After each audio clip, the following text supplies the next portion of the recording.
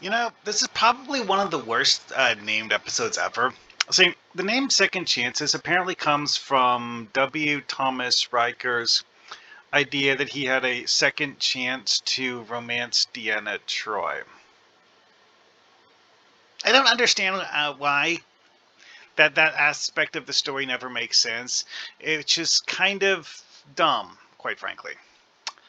This is an episode where most of the story is taken up by the main plot, which is the whole nonsense of the transporter clone, where you have two Rikers now. No, which one is the real Riker? Dun dun dun. Yeah, whatever, bullshit. Anyways, yeah, that was one of the most nothing burger plots ever. Now, see, the people who were writing this, let's scroll down here, had some interesting ideas that got left on the cutting room floor, like having W. Thomas Riker take over as a member of the Enterprise D crew because William T. Riker ended up dead. Which, honestly, would have been an interesting change because of the fact that W. Thomas Riker has a lower rank. He's not going to be the Enterprise's first officer because he doesn't actually know anyone on the Enterprise, which would be like someone who is essentially the same person, but isn't actually accustomed to interacting with most of the people on the crew. So you would have to reevaluate how you write the character going forward, which, if you were to invoke this in a Star Trek Adventures thing, that would be an interesting idea as to play with it. Is that you have a transporter clone who is not the same person. Not anymore, anyways. And, that makes things interesting. Oh, and also there's the fact that this episode suggests that maybe possibly getting transported might somehow subtly alter your personality, because of the fact that W. Thomas Riker actually prefers to go by his middle name than his first name, and the episode never really gives that an explanation, seemingly leaving it up to the idea that he's a transporter clone is the reason why. Yeah, transporters are magic. Yay, that I get. Anyway, though, so the main plot here, unless you're going to do a transporter clone story, ignore. But we have two other things to ponder that are also things that are useful in a TTRPG, perhaps. First off, the excuse for plot to happen. The United Federation of Planets had established a research base on the planet Nervala 4. Why? Good question! Yeah, I'll get to that later. This research base, however, got abandoned, and a large part of the plot is actually retrieving the research data that had been collected by the researchers on the planet. Now, this leaves several gigantic questions to ask and possibly get answers to that the episode itself does not attempt to even think about considering addressing. It just mentions that it's a thing that exists and just uses it. Doesn't explore why it's there for even a fraction of a second. So, okay, Nervala has a somewhat elliptical orbit. It apparently has an 8-year orbit. Yeah. Once every 8 years, it reaches the closest point to its primary. Presumably, this is 8 years. using an Earth year as a standard method of measurement. Still, though, and it's a geologically active planet, so sometimes it has earthquakes. Um, its class is apparently a something that's would be habitable with a little bit of work. Because let's face it, W. Thomas Riker was able to live there for 8 years. And also the people on the research station, blah, blah, blah. Anyway, so one of the things that's not explained here is, how did the Federation find this place? How did they build a research station here? Because this is not a TOS era research station. It's been here for a while, but not that long. So clearly they did not, build it a long time ago. Also, the fact that Starfleet was willing to just leave it and be like, okay, we're done here, raises a lot of questions.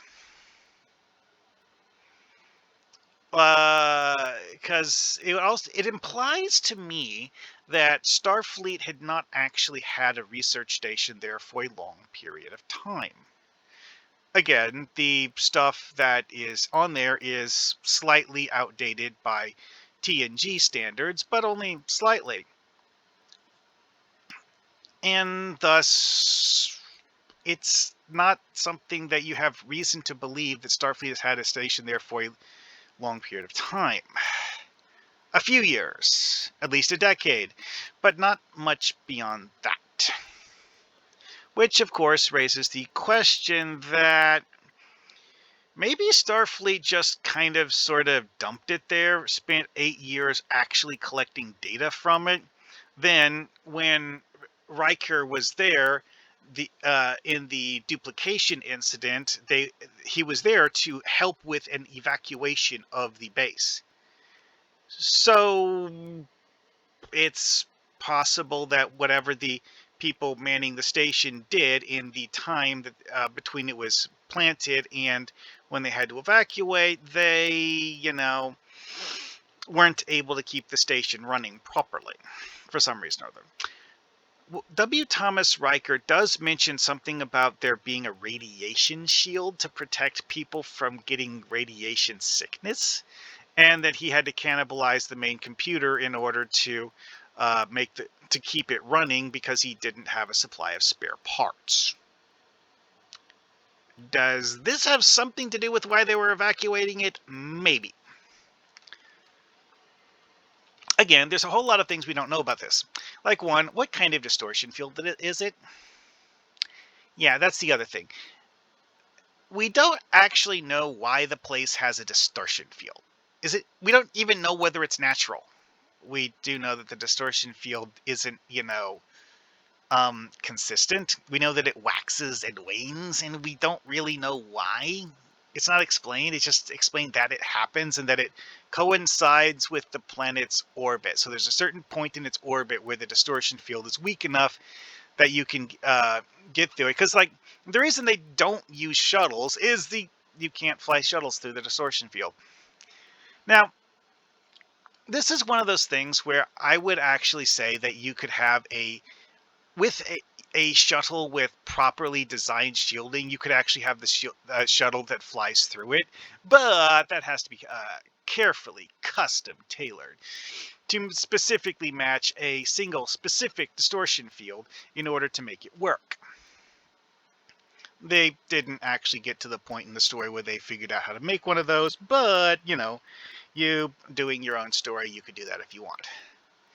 Honestly, it would make a place like this actually somewhat usable, because the whole idea of being literally stuck there for 8 years at a time with no resupply drops or anything sounds terrible, quite frankly. And again, we don't actually know how they put the flicking research base there in the first place. It's entirely possible that they basically just like airdropped the entire research base.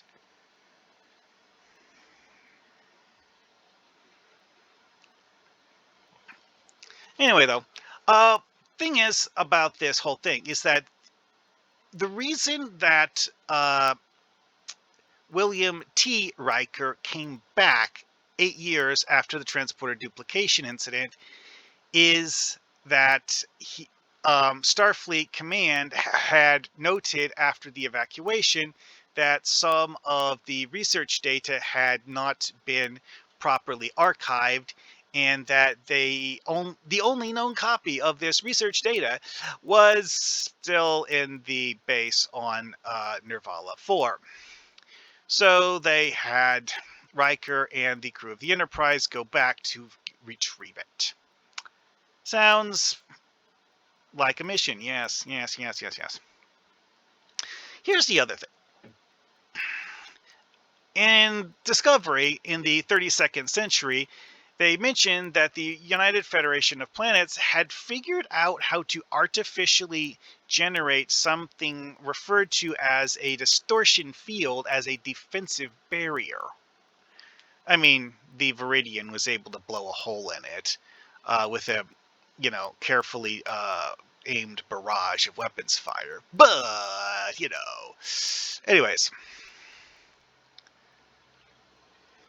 this suggests that the reason why the Federation was there, granted, these two things are not necessarily connected to each other, but there's one of those like A and B. Is there a connection? I don't know, but A happened before B. So you, as someone writing your own story, are free to make interpolations and extrapolations, and fill in the blanks if you feel like it.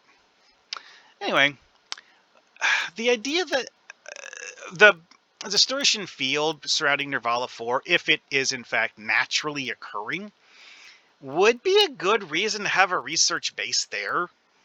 I would also wonder why they don't have like a ship in orbit studying it, and why they're doing a planet side thing. But it's entirely possible that at one point in time they did in fact have a ship in orbit, because again, there is that whole thing of they evacuated it 8 years ago and kind of left everything assuming that the thing was unmanned, which I would have to question why they wouldn't have a ship in orbit studying it still, because the Federation likes to send science ships to study things. It's possible that the Federation decided that they, I guess the simplest way to explain this would be all ships that could study it are occupied and busy doing other science projects. Could be a valid explanation, I suppose. Not necessarily the right explanation for your story. So, if you want to use this sort of thing, you don't even need, because like this sort of thing is like having some weird phenomenon surrounding a planet is a recurring theme in Star Trek. Okay, like there's planets that phase in and out of time. Yes, really. Planets that shift fourth dimensionally in and out of three-dimensional space and weird bullshit like that. There is plenty of reason to, come up with your own idea of like, hey, here's a planet surrounded by some sort of mystic space bubble or something. Heck, they've even done that with entire solar systems. So, that is such a recurring plot device that it's entirely possible that the Federation decided that they've studied this one, and now they're going to have the people who were studying it go study something else now. Because, again, there's a whole lot of, space McGuffins to study. And then they realized that some of the research data that they had collected while they were studying this one is still on the planet, and they need to come back for it. But they can't do that until 8 years. Anyway, though, but yeah, there's a lot of interesting things you could tinker with here, and because doing the whole thing is like, oh, hey, it's a abandoned research base that we need to go back to and study things on.